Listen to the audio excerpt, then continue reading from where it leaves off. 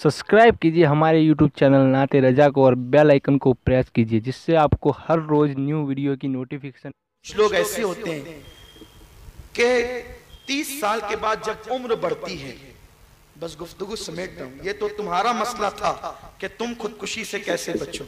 जब 30 साल के बाद जिंदगी बढ़ती है तो उसमें अपनी बीवी हमको पुरानी लगने लगती है। यानी शादी को जब 10-15 साल बीत जाते हैं तो चूंकि लोगों की आदत है, लोगों की तबीयत है, हर नई चीज लजीज होती है, हर नई चीज अच्छी लगती है। तो 15 साल 17 साल शादी को बीतते हैं तो अक्सर मनचलों को बीवी पुरानी लगने लगती है।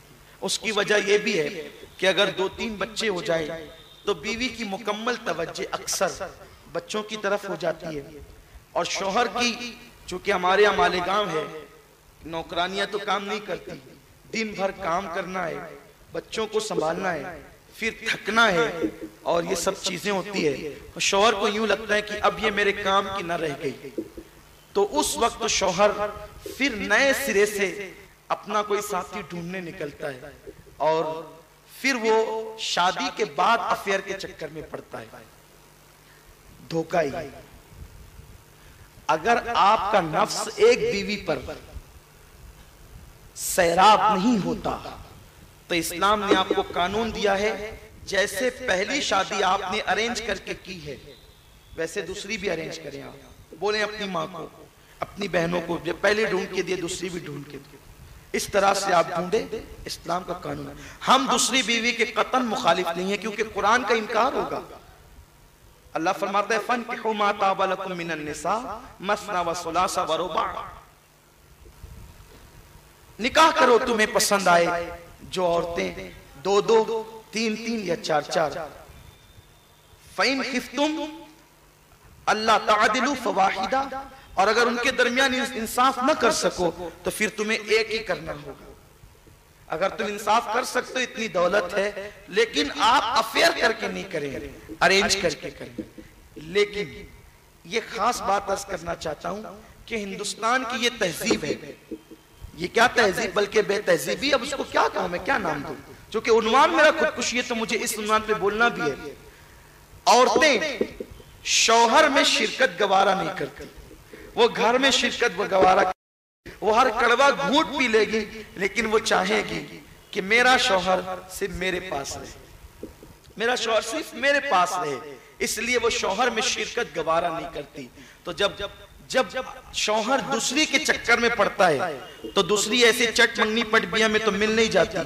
दूसरी के चक्कर का मतलब ये है मिलना मिलाना होगा, फोन पे गुफ्तगू होगी, उस तरफ तवज्जो ज्यादा होगी, मुलाकातें होगी, बातें होगी, तोहफे तायफ होंगे। तो जाहिर सी बात है अब वो दूसरी लड़की जो जिंदगी में नहीं आई है तो अब उस तरफ तवज्जो होगी, घर लेट आओगे, खाना यहाँ कम खाओगे, उसी का दिलो दिमाग में तसव्वुर होगा। तो पहली बीवी आपको अगर वो हसीन है मिसले लैला के या जहां आरा की तरह हसीन है तो भी वो आपको चुड़ैल की तरह दिखेगी। नतीजा ये होगा कि आप उसे डांटोगे, उसे मारोगे, बच्चों पे चिड़चिड़ापन करोगे, तो उसको यूं लगेगा कि मेरा शौहर मेरा ना रह गया। फिर यूं होगा, उसको किसी तरह अगर पता चल जाए कि मेरा शौहर दूसरी के चक्कर में पड़ गया, तब चूंकि वो है मजलूम, अब वो एहतजाज नहीं करती शौहर के पास और न कर सकती है। एहतजाज तो कर नहीं सकती, लड़ नहीं सकती, करे तो क्या करे। तो फिर वो एक रास्ता इख्तियार करती है कि ठीक है, अगर मेरे सिवा कोई दूसरी पसंद आ गई तो ना रहे बांस ना बजे बांसुरी, और फिर वो औरतें जो है वो फांसी ले लेती है या जहर पी लेती है। सिर्फ उसकी खुदकुशी में वो गुनहगार नहीं है, उसका शौहर उसका कातिल है। इसलिए कोई बीवी, अब बड़ी जिम्मेदारी से हदीस पढ़ दूं, कोई बीवी तो अपनी जगह है, मेरी और आपकी बीवी की बात ही नहीं। आज तो 1450 साल हो गए। मेरी अम्मा आयशा है ना, जिसके बिस्तर पे कुरान नाज़िल हुआ है, आप सबकी अम्मी जान, वो अम्मी जान भी जो है वो यही तमन्ना रखती थी कि मेरा शौहर सिर्फ मेरे पास रहे। इल्म इतना था कि अपने वक्त की मुफ्तिया थी, इल्म इतना था कि अपने वक्त की फकीहा थी, इल्म इतना था, तकवा इतना था कि कुरान उनकी तहारत बयान करता کرتا ہے، لیکن اس امی جان کی بھی تمنا یہی تھی کہ حضور زیادہ سے زیادہ میرے پاس رہے، بلکہ وہ تو اپنی جگہ، میرے پاس رہنا تو اپنی جگہ۔ یہاں تک کہ بات آئی کہ حضور علیہ السلام نے اماں خدیجہ کی جب تعریف کی تو جناب عائشہ نے کہا حضور آپ کو اللہ نے خدیجہ کے بعد ایک سے ایک عورتیں عطا فرمایا، اور آپ کیا اس بڑیا کے سرخ گالوں والی بڑیا کی تعریفیں کرتے رہتے ہیں۔ توجہ ہے، یہ پوزیشن ہے۔ تو اب اماں عائشہ صدیقہ جب سوکنوں پہ غیرت کر سکتی ہے تو ہماری عورتوں کی، ہماری ماؤں کی کیا حیثیت ہے؟